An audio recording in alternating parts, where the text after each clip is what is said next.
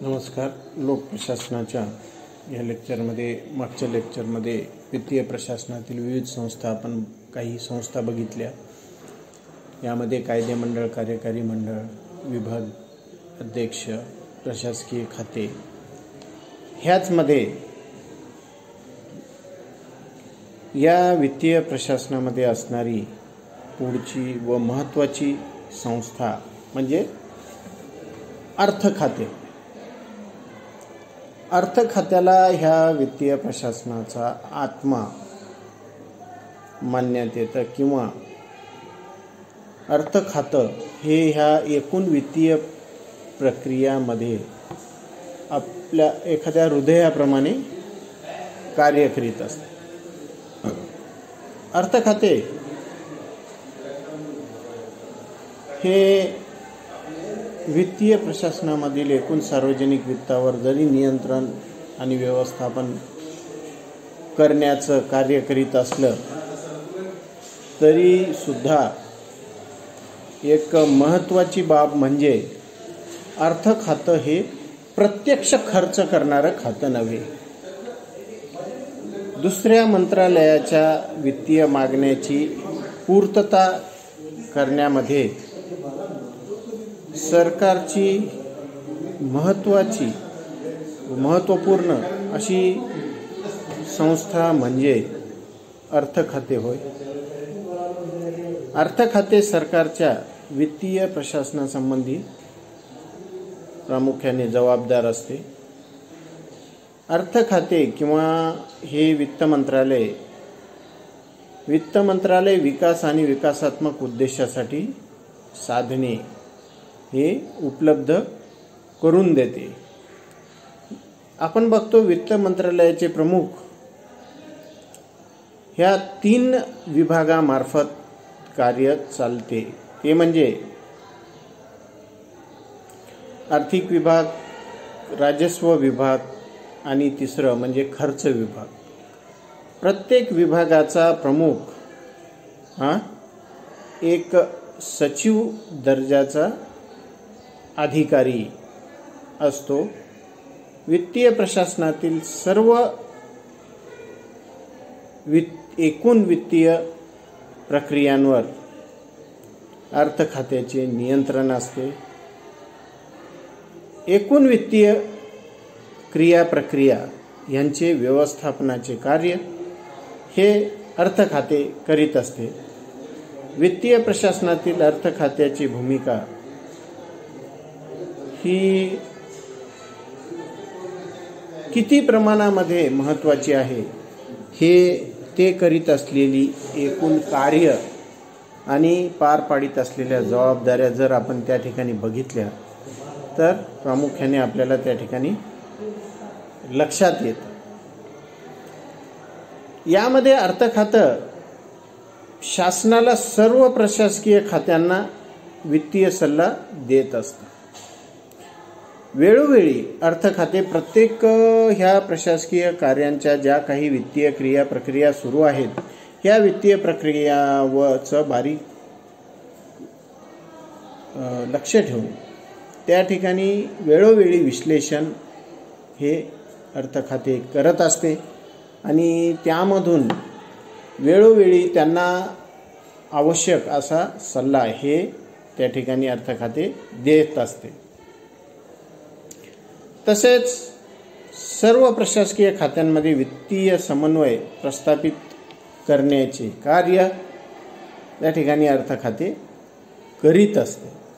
आपण बघतो की एव्हाना सर्वच खात्यांच्या मार्फत, सर्वच मंत्रालयांच्या मार्फत सार्वजनिक ध्येय धोरणांची अंमलबजावणी करण्याचे कार्य चालत असते आणि हे जे होणारे सार्वजनिक ध्येय धोरणाच्या संदर्भातील जी काही कार्य आहेत ही सर्व कार्य करीत असताना त्यांच्यासाठी करण्यात आलेल्या आर्थिक तरतुदी या दृष्टिकोनातून सर्व खात्यांमध्ये एक वेळीच समन्वय असणे आवश्यक असते आणि हा समन्वय प्रस्थापित करण्याचे कार्य त्या ठिकाणी अर्थ खाते करीत असते. वित्तीय धोरण ठरवण्यामध्ये शासनाला मदत करते. म्हणजे अर्थसंकल्प तयार करणे, अंदाजपत्रक तयार करणे, खर्चाच्या व जमेच्या बाबीचा मेळ बसवणे, तसेच त्यासंबंधी आवश्यक तो सल्ला देण्याचे कार्य हे अर्थ खाते करीत असते. त्याचबरोबर अर्थ खात्याचं एक महत्त्वाची आणखीन एक जबाबदारी म्हणजे अर्थ खाते हे अंदाजपत्रक तयार करण्यामध्ये अर्थ खात्याची भूमिका ही अतिशय महत्त्वाची असते. देशाचं खऱ्या अर्थाने अंदाजपत्रक आणि त्याला जी काही लागणारी एकूण माहिती आहे खर्च व जमेची, तसेच खर्च अधिक असेल तर जमेची जुळवणी ही आता कोणत्या स्रोताद्वारे करायची याबाबत सर्व भूमिका ही अर्थ खाते घेत असते. त्याबाबत आवश्यक तो सल्ला देण्यात येतो. त्यामुळं अंदाजपत्रकाच्या संदर्भात अर्थ खात्याची भूमिका ही अतिशय महत्त्वाची आहे असं मानण्यात येते.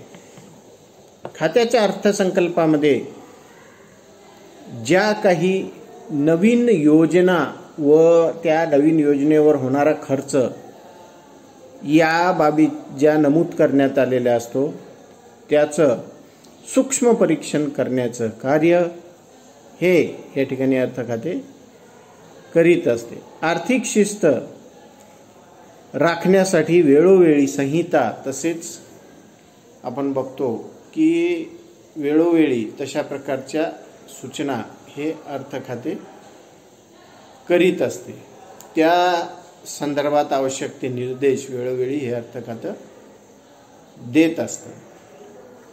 याचबरोबर खाते प्रमुखाकडून वेळोवेळी अहवाल मागविणे आणि तो अहवाल तपासून त्या संदर्भात आवश्यक त्या सूचना करण्याचे कार्य त्या ठिकाणी हे अर्थ खाते करीत असते.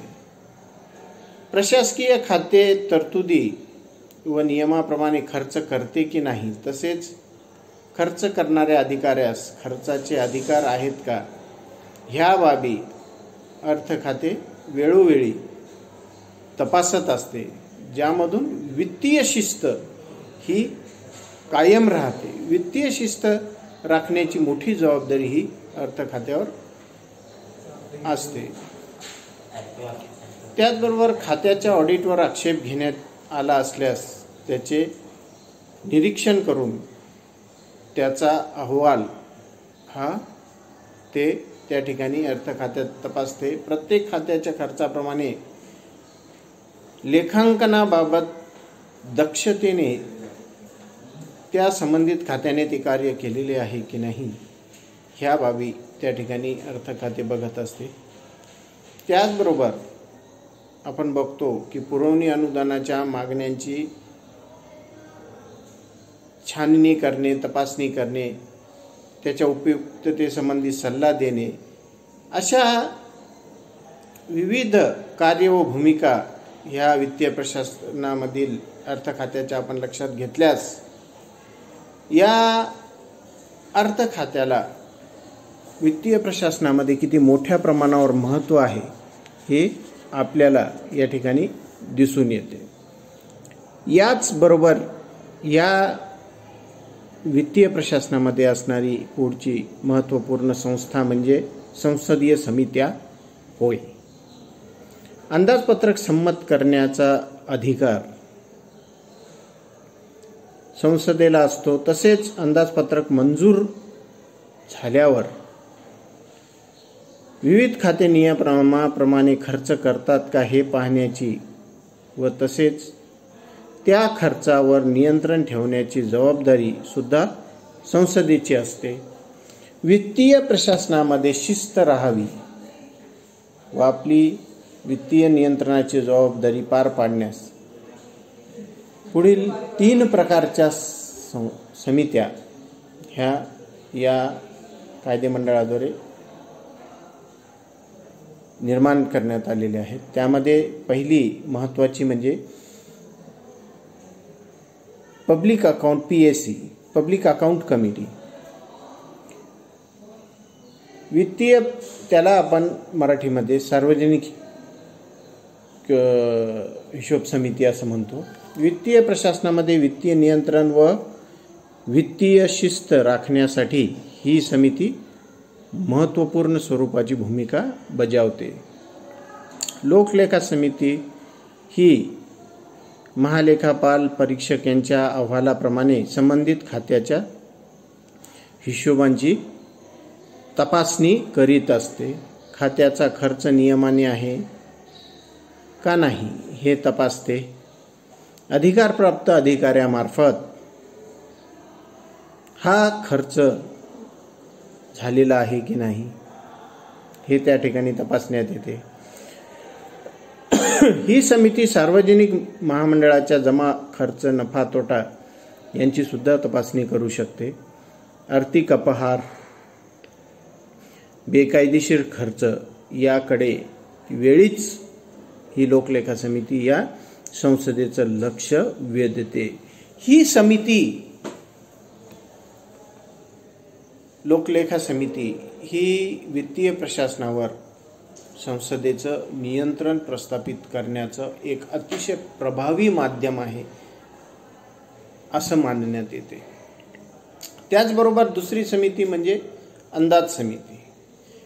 वित्तीय प्रशासनामध्ये शासनाला आपले अंदाज निश्चित करण्यासाठी ही समिती मदत करीत असते. संघटना व प्रशासनामध्ये सुधारणा करण्याबाबत वेळोवेळी ही समिती उपाय सुचवते.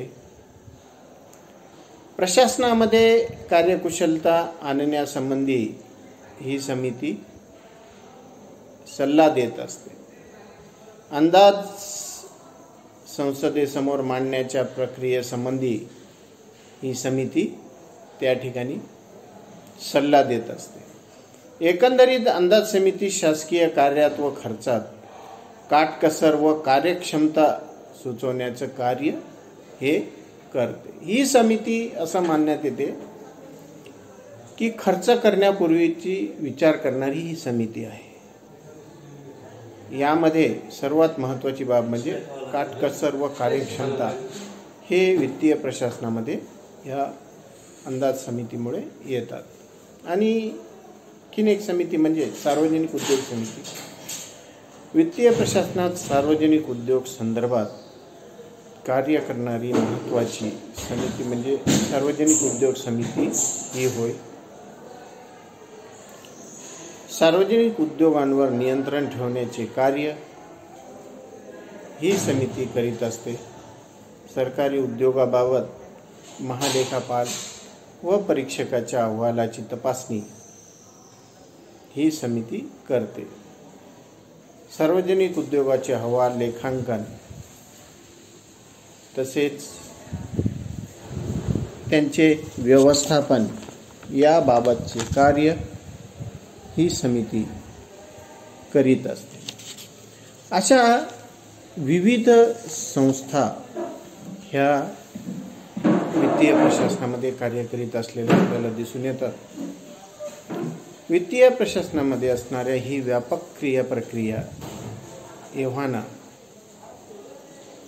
व्यवस्थितरित्या व आर्थिक शिस्तीने कार्य होण्याच्या दृष्टिकोनातून ह्या सर्व संस्था ह्या वित्तीय प्रशासनात प्रभावी काम करतात. धन्यवाद.